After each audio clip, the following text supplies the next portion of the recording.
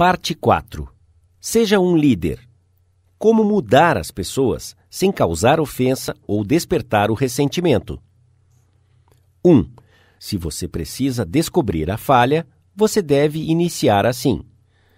Um amigo meu foi convidado para a Casa Branca num final de semana durante a administração de Calvin Coolidge. Entrando no escritório particular do presidente, ele ouviu Coolidge dizer a uma de suas secretárias: "Que vestido lindo você está usando hoje de manhã, e você é uma jovem muito bonita."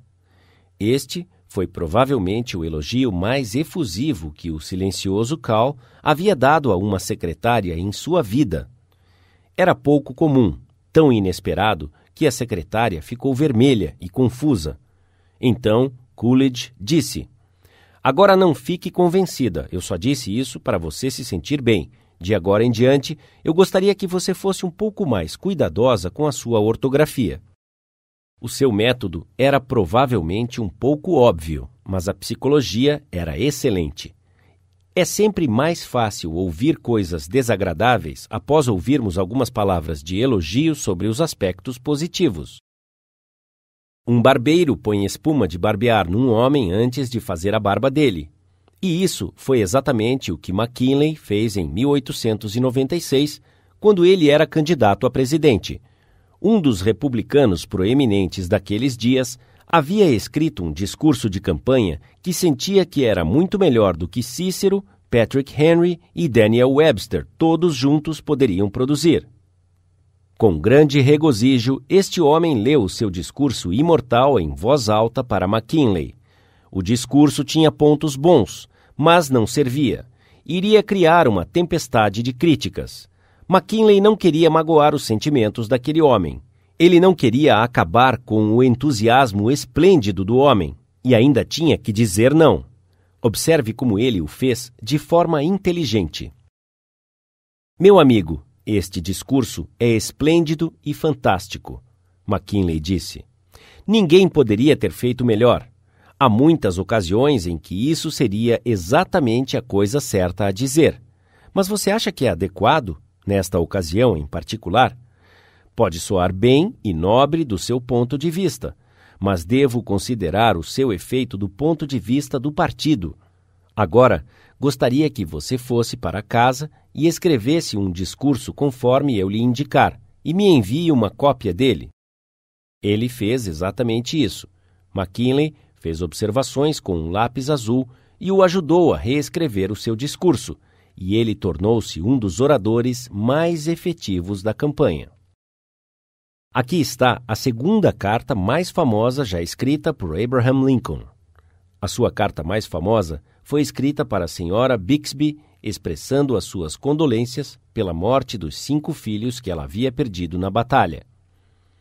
Lincoln provavelmente escreveu esta carta em 5 minutos, mas ela foi vendida em um leilão público de 1926 por $12.000, e isso, diga-se de passagem, foi mais do que Lincoln pôde economizar durante meio século de muito trabalho. A carta foi escrita para o general Joseph Hooker em 26 de abril de 1863, durante o período mais obscuro da Guerra Civil.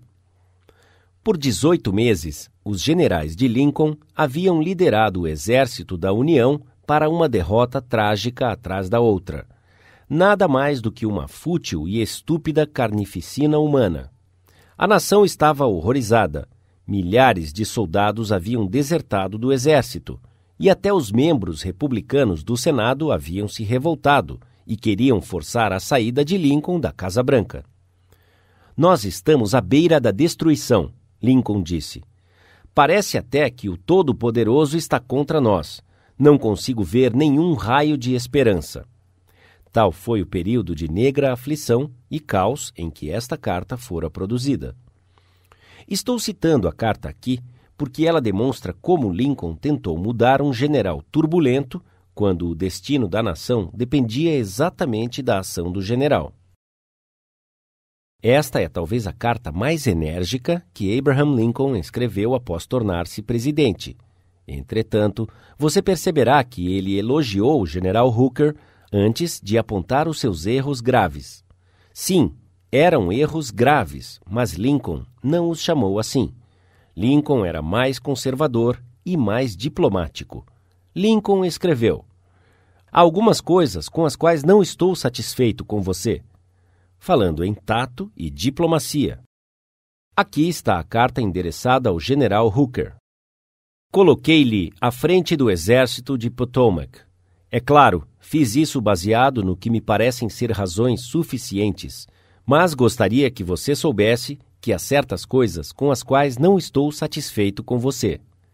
Eu acredito que você é um soldado corajoso e habilidoso, o que eu gosto, é claro. Eu também acredito que você não mistura política com a sua profissão, e você está certo nisso. Você tem confiança em si mesmo, que é uma valiosa, se não indispensável qualidade. Você é ambicioso, o que dentro de limites razoáveis faz mais bem do que mal. Mas eu acho que durante o comando do exército pelo general Burnside, você exagerou um pouco em sua ambição e o prejudicou, ao máximo possível, e você cometeu um grande erro ao país e a um irmão honroso e notável do exército. Eu ouvi dizer, e acredito de tal forma, que você disse recentemente que o exército e o governo precisam de um ditador. É claro, não foi por isso, mas apesar disso, que eu lhe dei o comando. Somente aqueles generais que obtêm êxitos podem se estabelecer como ditadores. O que eu peço de você agora é o sucesso militar, e eu arriscarei a ditadura. O governo irá apoiá-lo o máximo possível, que não é nada mais e nada menos do que tem feito, e fará por todos os seus comandantes. Eu tenho muito receio que o espírito que você procurou infundir no exército, de criticar o seu comandante e não confiar nele, se voltará contra você. Eu o apoiarei até onde puder para eliminar este espírito. Nem você, nem Napoleão, se ele estivesse vivo, poderia obter qualquer bem do exército enquanto prevalecer tal espírito. E agora, cuidado com a precipitação, mas com energia e vigilância absoluta, vá em frente e nos dê as vitórias. Você não é um Coolidge, um McKinley ou um Lincoln. Você quer saber se esta filosofia funcionará para você nos contatos de negócios do dia a dia? Será que funciona? Vamos ver. Vamos tomar o caso de W.P. Gaw, da Wark Company, Filadélfia. A Wark Company havia sido contratada para construir e fazer o acabamento de um grande prédio comercial na Filadélfia até uma data específica. Tudo estava indo bem. O prédio estava quase pronto, quando, de repente, uma empresa subcontratada para fazer os trabalhos ornamentais em bronze, que seriam instalados no exterior deste prédio, disse que não poderia entregar a encomenda no prazo programado. O quê? Um prédio inteiro iria atrasar? Multas pesadas, perdas consideráveis, tudo por causa de um homem. Interurbanos, discussões, conversas exaltadas, tudo em vão. Então, o Sr. Gaw foi enviado para Nova York para enfrentar o leão de bronze em sua cova. O senhor sabia que o senhor é a única pessoa no Brooklyn com o seu nome? O Sr. Gaw perguntou ao presidente da empresa subcontratada logo após eles serem apresentados. O presidente ficou surpreso. Não, eu não sabia disso. Bem, disse o Sr. Gaw, quando eu desci do trem esta manhã, eu olhei na lista telefônica para conseguir o seu endereço, e o senhor é a única pessoa no Brooklyn com o seu nome. Eu nunca soube disso, disse o subcontratado. Ele verificou a lista telefônica com interesse. Bem, é um nome pouco comum, ele disse orgulhosamente. A minha família veio da Holanda e se estabeleceu em Nova York há quase 200 anos. Ele continuou a falar de sua família e de seus ancestrais por alguns minutos.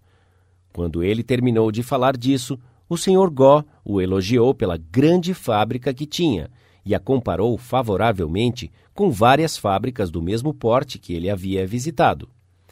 É uma das fábricas de bronze mais limpas e bem organizadas que eu já vi, disse Gaw.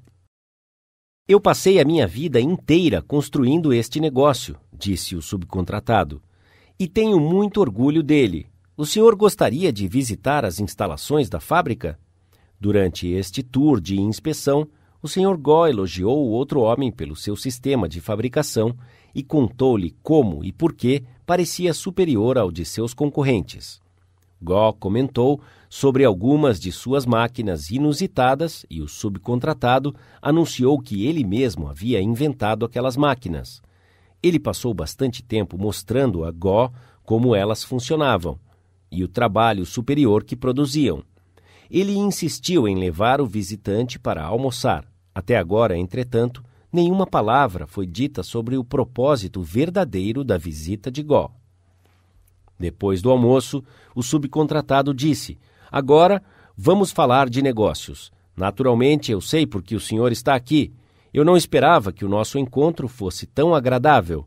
O senhor pode retornar a Filadélfia com a minha promessa de que o seu material será fabricado e entregue, mesmo que outros pedidos tenham que ser atrasados." O Sr. Go conseguiu tudo o que ele queria sem precisar pedir por isso.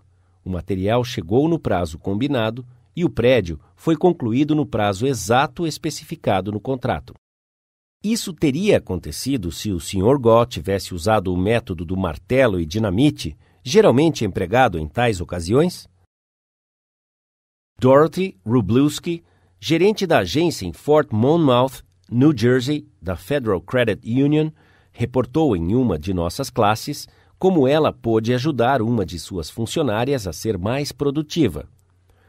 Recentemente, nós contratamos uma jovem para treinar como caixa. O seu contato com os nossos clientes era muito bom. Ela era correta e eficiente em lidar com transações individuais. O problema acontecia no final do dia, quando precisava fazer o balanço de caixa. O supervisor de caixa veio a mim e sugeriu insistentemente que eu despedisse essa jovem. Ela está atrasando todos os outros porque ela é tão devagar em fazer o balanço de caixa. Eu já lhe mostrei diversas vezes, mas ela não entende. Mande-a embora.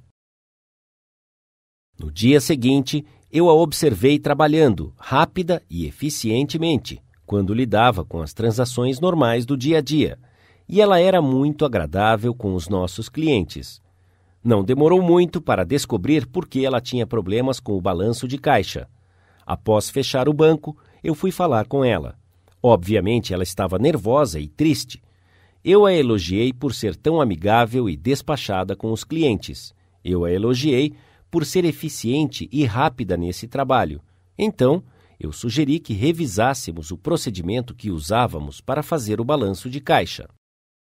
Uma vez que ela percebeu que eu tinha confiança nela, ela seguiu minhas sugestões sem nenhum problema e logo sabia como desempenhar esta função. Desde então, não tivemos mais nenhum problema com ela. Iniciar com um elogio é como um dentista que começa o seu trabalho com novocaína. O paciente ainda recebe o tratamento, mas a novocaína anestesia a dor.